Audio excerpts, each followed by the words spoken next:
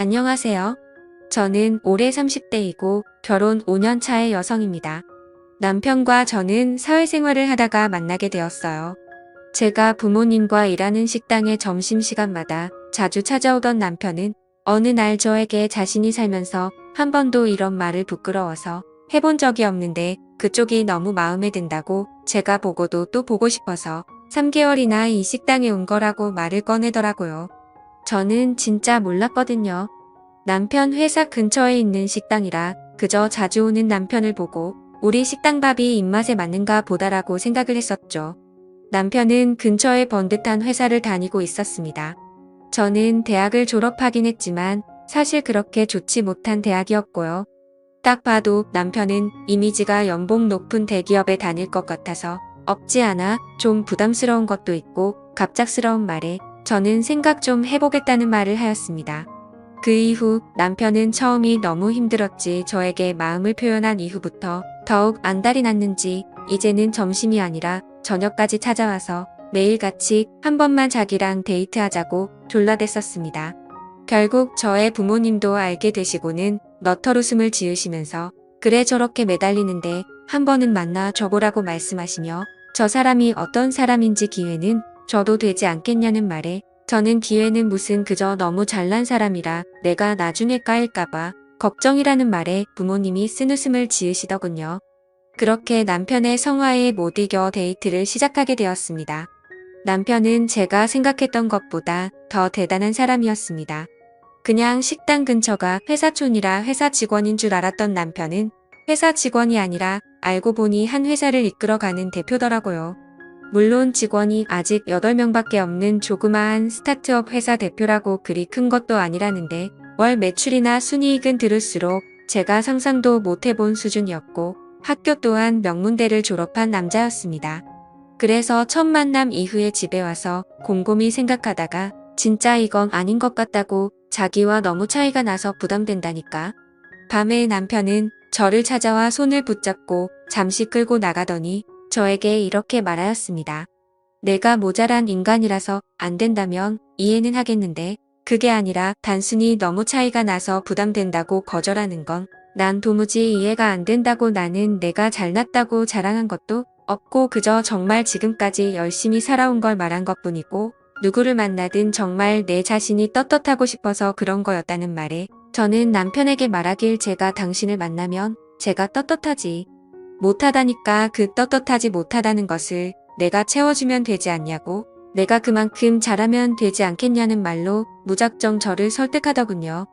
저는 그런 남편의 끈질김도 끈질김이었지만 그렇게 자꾸 매달리니 가랑비에 옷 젖는 줄 모른다는 말이 맞는지 어느새 남편에게 정이 들어버려서 끝내 사귀게 되었습니다. 솔직히 사귀면서 제 속마음은 내심 그저 저를 한두 달 만나다가 지치게 되면 금방 헤어지겠지라는 생각을 했지만 생각과 다르게 저희는 1년이라는 시간을 만나게 되었고 남편은 저에게 프로포즈까지 해서 결혼까지 하게 되었습니다. 남편은 자기가 입 밖에 내뱉었던 대로 여자들한테는 숙맥인 수준이라 처음 본 여자한테 말 건다는 건 진짜 상상도 못할 수준이었지만 책임감이 엄청 강해서 자기가 한 말은 반드시 지키려고 하는 노력하는 남자였습니다. 이런 남편의 좋은 성격이 결혼을 하고 나서 저에게 엄청난 스트레스가 될 줄은 결혼할 때까지만 해도 저는 전혀 몰랐습니다. 남편은 자신이 전셋집도 있고 그냥 저보고 몸만 들어와서 살라고 청혼했는데 그게 어디 말처럼 쉽나요? 저의 부모님도 그 이야기를 듣고는 그건 그렇게 하면 절대 안 된다고, 안 그래도 남편에 비해서 모자란데 그렇게 정말 몸만 갖다 가는 시댁에 무슨 소리를 들을지 모른다고 남편을 오히려 타박하시며 잠깐만 기다려보라고 말씀하셨고 그러곤 제 어머니는 무언가 깊은 곳에서 고이 간직하던 걸 꺼내 보시더니 저희 예비 부부에게 말씀하셨습니다.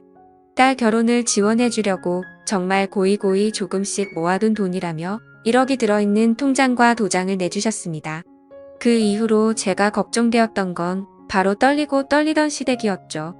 처음 시댁에 인사를 드리러 간 날 남편과 도련님 그리고 시부모님들이랑 첫 대면을 한 날이었는데 다들 저를 따뜻하게 맞이해 주셨는데 시어머니는 자기 아들과 너무나도 모자란 제가 마음에 안 드셨는지 대놓고 무시하고 면박을 주시더군요. 시댁이 잘 사는 줄 알았지만 그것도 아니었습니다. 남편 스스로가 성공해 나가는 과정이라 본인 전세와 집 그리고 모은 돈이 꽤 있을 뿐이지 시댁은 그저 평범한 집안이었고요. 남편이 버는 돈의 일정 부분을 시댁 살림살이 넉넉해지도록 지원해주는 수준이었습니다. 시댁의 차와 가구, TV 등 전부 다 남편과 도련님이 해준 거더라고요. 도련님도 남편이랑 성격이 많이 닮았는데 무려 동생은 의사였거든요. 이 집은 자식 농사를 진짜 잘 지은 케이스였고 다행히 아들 둘 다 성격은 시아버지를 닮아서 책임감이 강하고 약자를 돌보는 그런 성격이었어요. 시어머니는 그런 아들 일세를 엄청나게 부리는 여자였습니다. 첫 만남부터 제가 그리 마음에 안 드는 걸 대놓고 표현했지만 상견례에서 부모님 앞에서까지 그럴 줄은 몰랐어요. 상견례 식당에서 종업원이 음식을 가져다 주자 음식 장사하는 것들은 몸에서 음식 냄새가 배어서 근처에만 가도 코가 막힌다는 말을 저한테 대놓고 할 정도였죠. 저밖에 못 들어서 다행이었지 누가 봐도 저와 제 부모님을 비하하는 발언인 것을 알았습니다. 제가 너무나도 서운해서 나중에 그런 사실을 남편에게 말하자 남편은 제가 잘못 들었겠지라며 믿질 않더군요.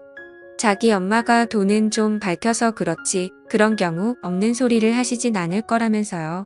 그래서 저는 시어머니의 발언에 대해서 제가 잘못 들은 거라고 세뇌했습니다.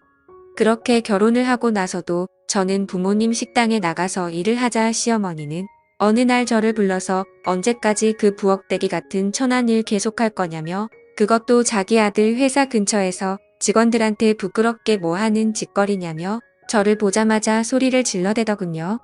저는 시어머니의 울음장에 순간 주눅이 들어서 아무 말도 못하고 있었고 심지어 시어머니가 말하는 욕을 다 듣고 있다가 집에 돌아와서 부모님께 시어머니가 자기 아들 직원들 다니는데 이러고 있는 게 마음에 안 든다고 했다고 하니 부모님께서도 그럴 수도 있겠다며 너도 그냥 가정주부로 이제 살으라고 우리도 이번에 건물 계약 기간 끝나면 옮길 거라고 하시더군요. 사실 저 때문에 옮긴 거였죠. 남편은 그 사실을 알고는 저의 부모님을 찾아가 말리려 했지만 막무가내로 진짜 부모님은 이사를 가셨습니다. 그때부터 저는 부모님 가슴에 못을 박았나 봅니다.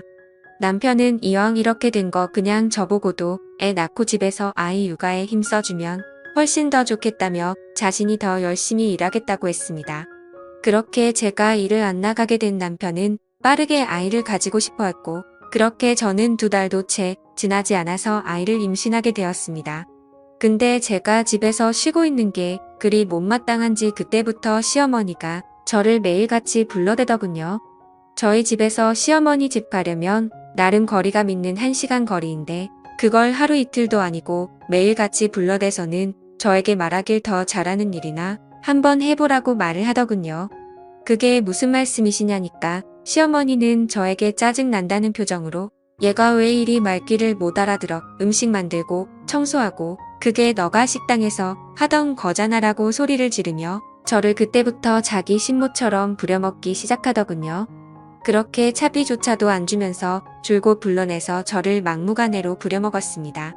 그래도 배가 부르기 전까진 참았는데 어느덧 임신한 배가 점점 불러오고 제가 점점 몸이 무거워서 아이 때문에 몸도 무겁고 겁이 난다고 집에서 좀 쉬고 싶다고 말을 해도 시어머니는 저한테 소리를 질러대며 지금 시어머니 말 무시하냐고 그깟 애 하나 배웠다고 요새 떠는 거냐고 누구는 애 안 낳아봤냐고 꾀병 부리지 말고 당장 튀어오라는 말에 어쩔 수 없이 끙끙대며 몇 번 더 가게 되었고 뒤늦게나마 남편이 그 사실을 알고 시어머니랑 대판 싸운 걸로 합니다. 그 이후로 시어머니는 제가 출산하기까진 안 불렀지만 남편에게 요구하는 게 한두 가지가 아니었어요. 매달 남편이 200만 원이나 용돈을 시어머니한테 챙겨주는데도 불구하고 생일이면 명품백을 받고 싶다는 등 누구 가족이 이번에 1,000만 원 들여서 하와이 여행을 갔는데 그렇게 좋았다는 등 비행기에서도 좌석 등급 중에 퍼스트 클래스가 그렇게 좋다면서 남편을 계속 압박하는데 저는 문득 아직도 기억나는 게 저랑 남편 아들은 저렴한 이코노미 좌석을 타고 어머니 아버지만 그 비싼 돈 있어도 타기가 부담된다는 1,000만 원도 넘는 퍼스트 클래스 좌석을 끊어들여서 유럽 여행을 간 적이 있습니다. 시어머니는 처음 퍼스트 클래스 좌석을 타고더니 앞으로 자기는 싸구려 저렴한 좌석은 못 타겠다며 좁디 좁은 이코노미 좌석을 타고 온 저희 부부에게 어찌나 자랑을 하는지 진짜 배알이 꼴리더라고요. 남편이 버는 돈을 마치 자기 주머니처럼 생각하며 남편을 만날 때마다 수시로 요즘 돈은 얼마나 들어오는지 물어보던 시어머니. 지금 다시 생각만 해도 치가 떨립니다. 압니다. 제가 얼마나 바보 같은지요. 돈 버는 남편이 그렇게 가만히 있는데 제가 시어머니랑 머리끄덩이 잡고 그렇다고 싸울 순 없었어요. 아니 미련하고 바보라서 용기가 안 났었던 게 맞았습니다. 그렇게 5년을 살았는데 둘째 도련님께서 드디어 장가를 가시게 되었습니다. 상대방은 도련님과 같은 의사라고 하더군요. 저희 둘째 도련님도 바보라고 해야 될지 착하다고 해야 될지 자신이 의사가 돼서 버는 모든 돈을 모두 시부모님께 맡기고 그 통장을 알고 보니 시어머니가 다 관리했다고 하더군요. 웃긴 게 결혼할 때 이 미친 시어머니가 그 둘째 도련님의 돈을 다 써버려서 집안이 아주 발칵 뒤집히며 난리가 났었죠. 뭐 시어머니 말로는 주식 투자한다고 어디 넘어가서 묻어놨는데 지금 5분에 한 토막이 되어서 뺄 수가 없다며 난리치는 시어머니에게 시아버지가 이혼한다고 소리 지르고 집안이 아주 개판 난리가 났었습니다. 결국 착한 아들 둘이 그런 아버지를 말리고 도련님은 돈이야 뭐 다시 벌면 된다 말하고 제 남편이 급한 대로 일단 도련님에게 돈을 빌려주었습니다. 정말 이 사건 덕분에 그동안 시어머니가 관리하던 도련님 통장 그대로 돌려받았다네요. 새로 들어온 동서는 누가 봐도 저와는 완전 다른 당당하고 멋진 여자였습니다. 정말 저 같은 여자랑은 차원이 다른 본인 자신에 대한 자신감이 매사에 넘치는지 기죽지도 않고 자신감 있게 답변을 다 했고 시어머니는 그런 동서가 마음에 안 드는지 동서가 나가고 나서 이죽이면서 한다는 말이 어디 어린 것이 새파랗게 눈을 뜨고 또박또박 말대꾸를 하냐며 혼잣말을 하는데 참 진짜 자기 꼴을 모르더군요. 그때부터 시어머니의 어죽자는 동서 길들이기가 시작되었습니다. 저한테 한 짓거리를 동서한테 똑같이 하려 했지만 동서는 저와 다르게 만만치 않았어요. 시어머니 전화를 대놓고 무시하며 일한다고 바쁘다고 받지도 않았어요. 그 이후로 동서가 저한테 전화가 와서 말하길 형님 그동안 어떻게 이런 걸 당하고만 사셨냐며 자기는 절대 이렇게 못 산다고 말하더군요. 그때부터 동서와 시어머니의 신경전이 시작되었죠. 시어머니는 대놓고 둘째 도련님 돈들을 들고 가려고 하셨고 맨날 명품이다 어디 가고 싶다고 말하면 동서는 결혼할 때 한 푼 안 보태주셔놓고 바라시는 게 너무 많으시다고 면박을 주더군요. 진짜 옆에서 어찌나 속이 시원하던지 대박. 시어머니는 동서에게 그 말을 듣고는 얼굴이 울그락불그락해져서는 시어머니 말이 말 같지 않냐고 소리를 질러댔고 동서 역시 안 진다는 말투로 말 같은 소리를 해야 말을 듣죠. 어머님이 어디 나가서 1,000만 원 벌어와 보세요. 자기들 결혼식에 주식 도박질이나 하시다가 아들 돈까지 다 날려서 사실상 도움 하나도 준 것도 없으시면서 맨날 명품의 해외여행에 현실적으로 드라마 좀 그만 보시고 이제는 좀 정신 차리시라고 동서가 시어머니에게 쏘아붙이자 내심 저의 남편과 둘째 도련님도 맞다고 생각하는지 동서를 말리기는커녕 아무 말도 안 하고 있자 시어머니는 아이고 늙으면 죽어야 된다고 하더니 갑자기 짐을 싸서 나가버리더군요. 와, 그날 동서랑 전화하면서 너무 속이 시원해서 고맙다고 했었죠. 그러더니 결국 사고를 쳤습니다. 이 미친 시어머니가 둘째 도련님 집에 찾아와서는 도련님한테 전화해서 음식을 사왔는데 정말 맛있는 거라고 집에 놔두고 갈 테니 집 현관문 비밀번호를 받아서 아무도 없는 집에 문 따고 들어가 옷과 반지랑 돈 되는 귀중품 싸그리 도둑질해서 나간 거였죠. 뭐 자기 딴에는 자기 아들과 며느리가 고소하겠냐 싶었겠죠. 화가 나서 저질렀다는 건 아는데 저희 동서가 보통 동서인가요? 바로 경찰에 신고하고 잡혀 들어가자 장난이었다고 했지만 이미 몇 개는 팔아서 돈까지 쓰기도 했는데 화가 나서 저질렀다는데 그게 말이 됩니까? 시어머니는 동서를 째려보며 말했습니다. 니네 부모가 얼마나 막대 먹은 부모들이길래 자식 새끼들도 이따위로 키웠냐고 말하며 갑자기 동서 뺨을 때렸고 동서는 맞자마자 그대로 시어머니의 뺨을 한 대도 아니고 2대를 후려갈겼습니다. 동서의 이런 행동까지는 전혀 생각 못한 시어머니는 자기의 빨개진 뺨을 두 손으로 당황해하며 부여잡았고 그 시어머니를 차가운 눈빛으로 바라보며 동서는 말하였습니다. 지금 시어머니가 선을 넘어도 제대로 선 넘은 거라고 절대 합의란 없고 무조건 감옥 보낸다고 말하자 시어머니는 동서에게 뺨 맞은 현실이 아직도 믿기지 않은지 멍하니 있더군요.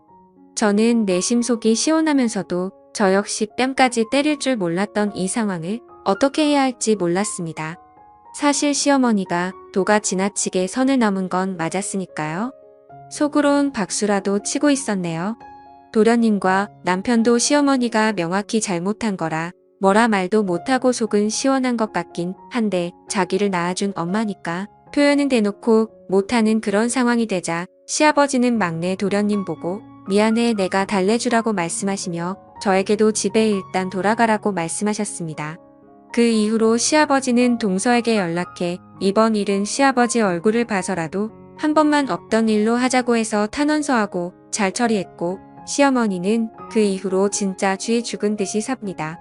시아버지가 한 번만 더 집안 분란 일으키면 쫓아낼 거라고 으름장 났다네요.